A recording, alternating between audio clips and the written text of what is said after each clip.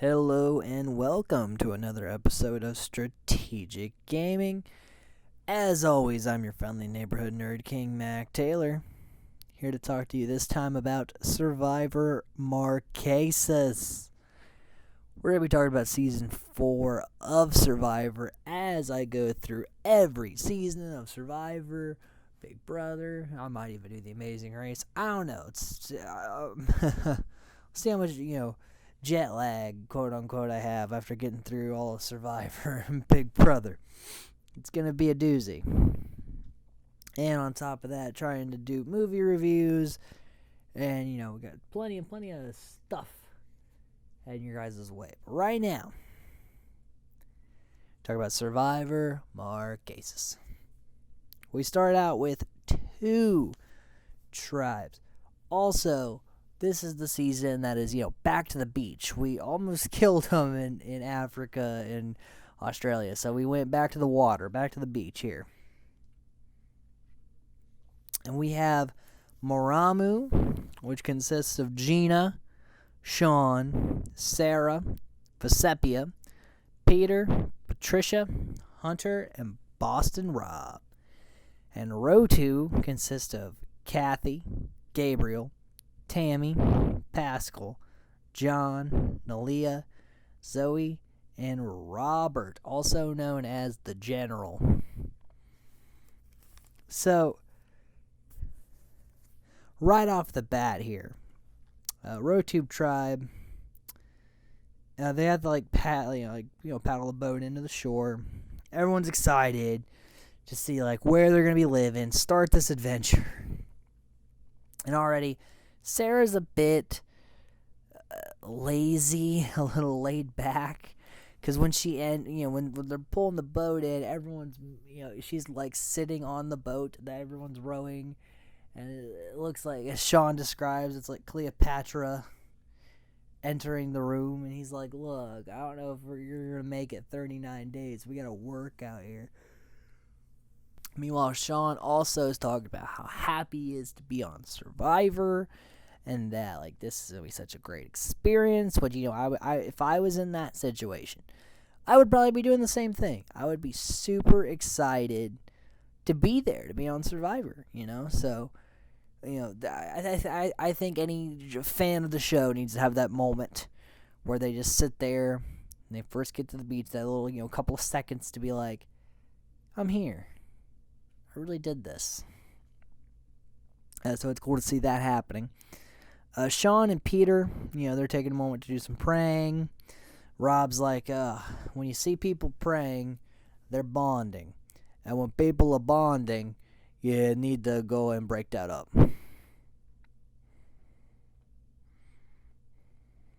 And on this season, they also get very lackluster supplies. So they're a little low on stuff already.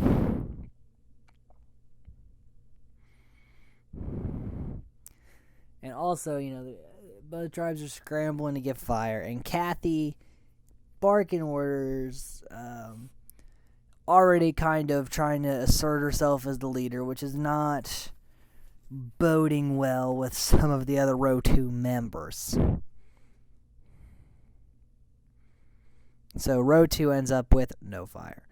Hunter, meanwhile, is taking charge of Maramu.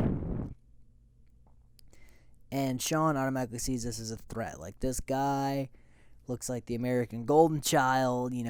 At a merge, he'll just destroy everybody. Peter then gets fire going for Maramu, as he says, yoga style. And so they have fire. And Boston Rob and Sarah are getting a little flirty, getting a little close already here. And that's my opinion on showmance is any romance can be pursued after the check has been written in your name. You could just kind of play people, string people along, which it is what Rob and Sarah both kind of trying to do to each other. Especially Rob, he's playing her. But it puts an unnecessary target on your back, whereas a normal alliance wouldn't be that big of a target. So that's just my thoughts on showmances and as a whole. But this is the first kind of survivor showmance. Kathy, meanwhile, leads her tribe to water. And so, so they may not have fire. They got some water. And Boston Rob's trying to hunt chickens or whatever the hell he said. Here's something. And he's going to try to go get it. He's like sprinting around the woods, and the cameraman's like trying to follow him. It's just quite a fun scene to watch him describe. But yeah, he gets nothing. Spoiler alert, but it's quite interesting to watch. And Hunter is like, I don't know why you're out here trying to catch chickens. Like, you should be helping us build the shelter. Which, really, we're going to talk a lot about this as we go through seasons of Survivor and talk about strategy and maybe why people get voted out and things like that. When people are building the shelter, just build a shelter with them. Like, all the stuff like gathering food and things like that. Just later. Because if everyone's doing an activity, you want to do it with them. Because when you go off by yourself, you're putting an unnecessary target on your back. You're isolating yourself from a group, which, if that group has to vote somebody out, makes it very easy for them to figure out who. Ultimately, this won't bite Rob in the butt, but for a normal player of the game, this could be fatal. So, like, if I ever get on Survivor and the group is building a shelter, I'm building the shelter with the group. Meanwhile, on row 2, Kathy just won't, she's talking about fire. We need fire, we need this, we need that. Like, she is just kind of overbearing. And they definitely used the edit to paint her a little kooky.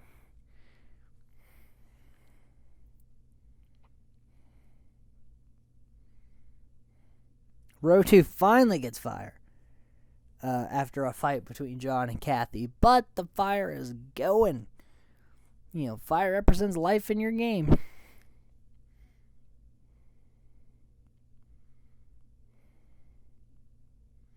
Then Peter, on the Maramu tribe, he's overworking himself, so he tries to take a break with Sean. And he's chilling. That's what he says. He says, "Teach me some slang." And Sean said, "When are you ever going to use it?" He's like, "Oh, I'm out here chilling. I'm chilling, guy." Like, it's ridiculous. And Peter starts talking about, because normally, like, all right, he's taking this, bonding with Sean a little bit. Now develop that relationship. Patricia and Rob are there, kind of pull in the 4 there, start to get to know them as a group. No, he proceeds to start talking about holes and using all those spiritual holes in your body. Ridiculous matters that he is talking about, and just like even me and Boston Rob had the same thought. Oh yeah, this guy's a complete nut job. Because that's what I thought when he was like, that would have just annoyed me right off the bat. So we get the fire lighting immunity. It's pretty typical first immunity challenge in Survivor. We've seen it quite a bit. And row 2 ends up winning immunity.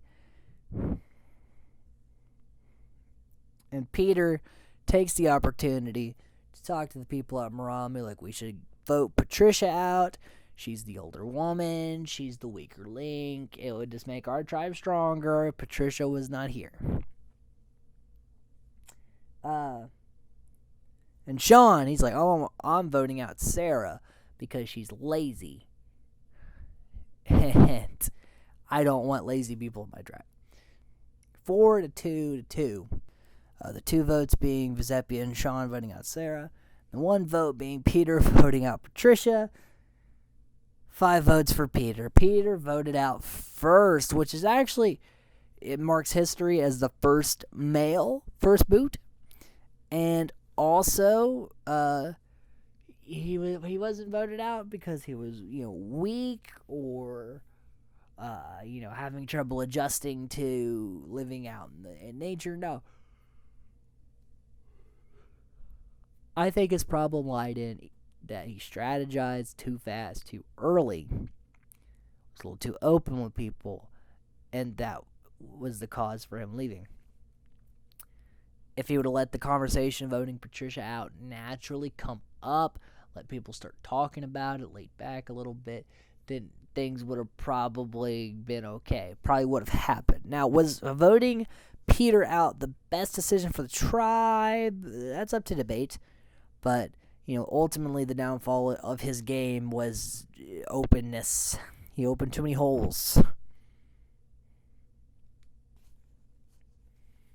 So meanwhile, episode 2 here, we see Rotu having his massage line. So, you got one tribe that's divided now about votes, and you got Rotu who's just having a grand old time.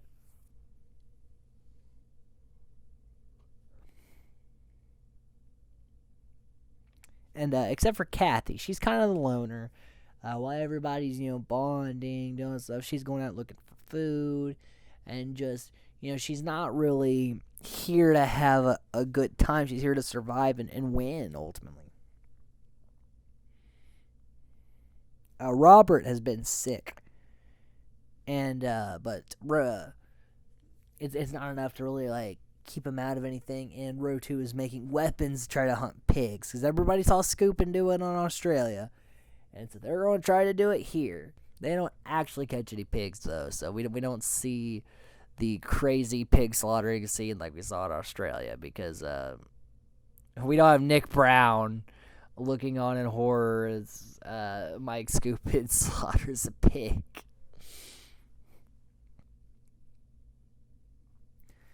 Also, Maramu has their own little morning show routine they do where Hunter's the weatherman, and I can't remember what everybody else did. I think Rob was sports, maybe. They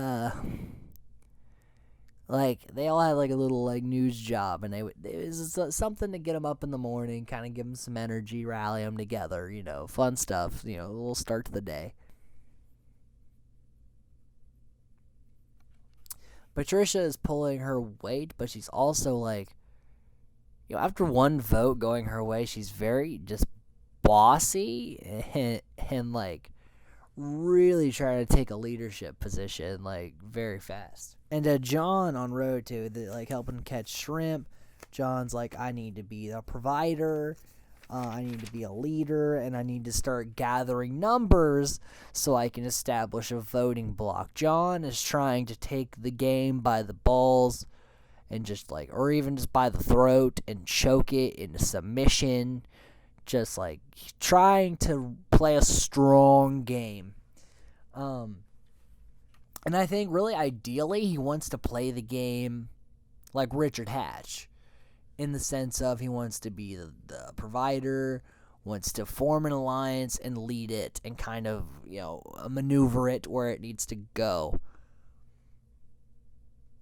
That is I think that's kind of John's goal. If I look at the past 3 seasons, the person I think he's playing the most would be a Richard Hatch. But it could be up for debate. But also, this is the first season on a beach, Borneo, and now Marquesas, the only 2 ones to be on the beach. So Africa and Australia, it was a little harder to be the food provider because you had to actually hunt. You couldn't just go out and fish. I'm not saying the fishing is easy, but there's more fish in the ocean than there probably are pigs near your camp. Things like that, The only reason that Scoopin got the pig that he did because a wildfire flushed them inward, and they had one just got close enough to where they could get it. Meanwhile, Kathy's still rubbing people the wrong way on Rotu.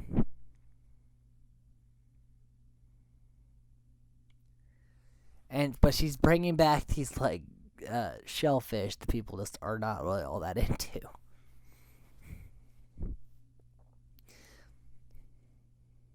Giuseppe and Sean, they're bonding over the fact that they're both African American people on Survivor, and like they kind of feel isolated from the Maramu tribe a little bit, even though Boston's considering swinging over to their side. And Hunter and Patricia and Gina, they're upset with Sean because Sean is not working as much as they do. Sean takes a lot of little breaks, or lays on the beach. He's not the most contributing. He's not the most contributing member of the tribe. Which, again, you don't want to work too little. You want to pull your weight. Because if you pull your weight, you're going to avoid things like this happening. Again, this is not the downfall of Sean, but it wouldn't have even been a problem in the first place if he'd have just pulled a little more weight. And you see, it's at this point that Sean and Hunter are kind of on different ends of the different sides here, because Hunter is kind of like the golden boy, workhorse kind of Survivor contestant, and Sean doesn't want to work as hard. And this kind of thing does come up a lot. Okay, so Rob and Sarah bonding more, getting a lot closer, which proves to be Survivor's first kind of love connection here. This one obviously doesn't last past Marquesas, but first kind of showmance on Survivor here, which kind of puts a big target on their back, being seen as a pair essentially. In row 2, back with them, they're trying to catch a pig, which is not proving to be successful. They are not Mike Scoopin. They are not slaughtering pigs on the Marquesas. Kathy, she's using food as leverage in her strategy right now, being like, hey, I get food, don't vote me off. Kind of like the Rich Hatch sort of route to Survivor. Gabriel, he's talking about, I'm out here to build a society and see if we can live together, which doesn't make a lot of sense. Like, I think you're on the wrong show here. This is outplay, outwit, outlast. This is not Kumbaya. This is not society. This is Survivor. A little different kind of game here. And basically, they have a reward challenge. You get to get a boat. It's kind of like a boat race kind of deal for fishing gear. And Sarah feels like she was not heard in the challenge, so she's going to end up being pretty upset about that. And then they have the gross eating challenge, where they're eating, I think it's called farfaru. It's basically like fish sat out in like gross water and guts and stuff, so it's like stinky, festered fish. Row 2 wins this challenge. Boston Rob couldn't really hold it down. So Row 2 continuing their winning streak. And Boston Rob here really stuck between, does he go with Hunter or does he go with Sean? Who does he target? And I really think that he should probably just take out Sarah, because Rob really likes to have the people who follow him blindly, which is great. But you need strength in your tribe, and I don't think targeting Hunter is a great idea, because he can be useful in these challenges. Sarah, she had tribal. She just can't keep her mouth shut. Really makes herself look really bad. But before 3, the 4 being Boston Rob, V, Sean, and Sarah. The 3 being Hunter, Patricia, and Gina. Patricia voted out, which really should have been the first vote. Peter could have been kind of useful. He was weird and out there and kind of annoying, but essentially he could have been useful. And this vote leaves tension because Hunter's mad at Boston Rob. Maramu, not a happy camp. Rotu is more of the love tribe at the moment. And everyone has nicknames back at Rotu, like Nalia is Sweet Pea, Pascal is Pappy, and also Nalia and Pappy have grown kind of like a Roger and Elizabeth relationship, sort of, father-daughter kind of deal. And Kathy really bonding with them, essentially. And John, there's a scene where John Carroll gets stung by a sea urchin, and he's like, I need someone to come pee on it. And Pappy comes. He can't do it. He can't get it out. But, Kathy, she comes over to pee on his hand, and apparently she has a full bladder and just pees on his hand. Kathy always willing to lend a hand here in Survivor Marquesas. It's just a great television moment. There's no real strategic value here, but it's just a fun thing, like to watch Kathy pee on John Carroll's hand. Maramu, they're kind of trying to get things back to normal, but the thing about this season is that the no-nos, so many bug bites, just everyone's getting ate up by these no-nos, and it has to be annoying and painful and just miserable out there.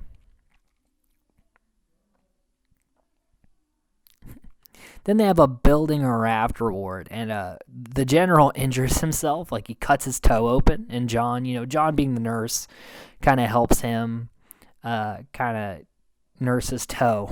And Rotu, they're having fun with it. They're like, wow, we get to build a raft while Maramu is just, picking at each other. They're not happy about this or this challenge. And then John Carroll ends up getting bit by an eel, and I'm like, John, at this point, just give it up, man. You're just constantly getting stung and bit, and just stop going in the water, John. It's a bad idea.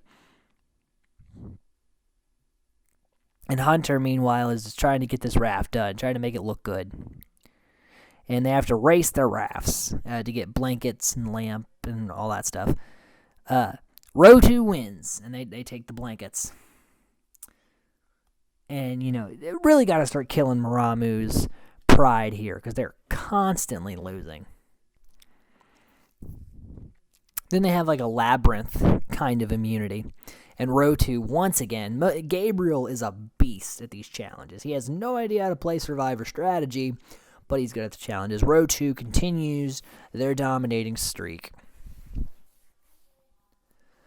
And Boston Rob, he's like, all right, Sean and Hunter, I've really I gotta decide who goes here. And 4-2, Hunter is gone. Obviously, Hunter and Gina voted together. Rob v. Sarah and Sean voted together. So, and again, like I said, kind of a bad move here. Hunter is valuable with his strength. If they really wanted to take a shot at the side, they could have voted out Gina. I like Gina. I'm glad she stays, but Hunter could have proven valuable in these challenges. And now, Gina, she's like, wow, I'm the odd person out. We lose again. My game is over. Meanwhile, Rotu is enjoying their sweep of the game. And then we get Tribe Swap, which is the first... like in Africa, they sent like ambassadors that actually got swapped, but this is the first like actual like reshuffle. Like everybody drop your buffs, and we're gonna redraw tribes. And Rotu ends up being Zoe, Gabriel, John, Vesepia, Rob, Sean, DeGeneral, and Tammy, while Maramu is Gina, Nalia, Kathy, Sarah, and Pascal. So 4 girls and Pascal. And he notes like, oh, hey, you 4 girls, this is great odds for me. Oh, great. I love Pascal in this season. I really do. And Gina, Gina is ecstatic about being a part of this tribe. The only person she doesn't like is Sarah. But, Nalia, Kathy, and Pascal, she is bonding with. Like, if she was on Rotu, at the start. I think Gina would be in an excellent position. V and Rob, definitely not happy about how hard people work around at row 2. You know, Boston Rob and Sean, they don't like working, and so they're not happy about, people like Gabriel and the General who are just work. And Boston Rob feels like, well, I had control at the old Maramu, whereas here at the new row 2, I had a little bit of a disadvantage here.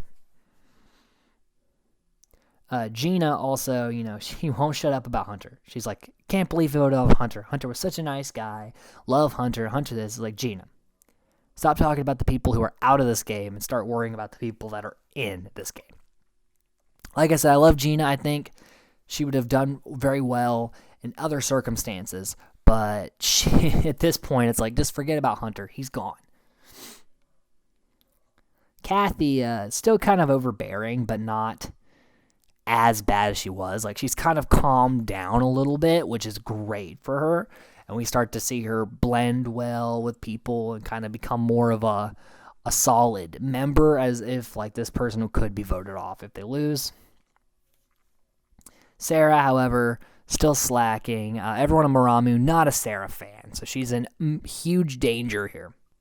Sean, he vents to Gabriel about how, I'm unhappy at how, if you guys want to work, that's fine, but don't get on me for not working as much, blah, blah, blah. And Gabriel, very calm about this. Gabriel does handle confrontation very well. And again, if he had a strategic bone in his body, or even just cared enough to do the strategy part, I think he would be a very dangerous player. But he's not. He's not thinking strategy. He just wants to build a society. But I think he's a guy that goes far like 9 times out of 10. Because he's so loyal.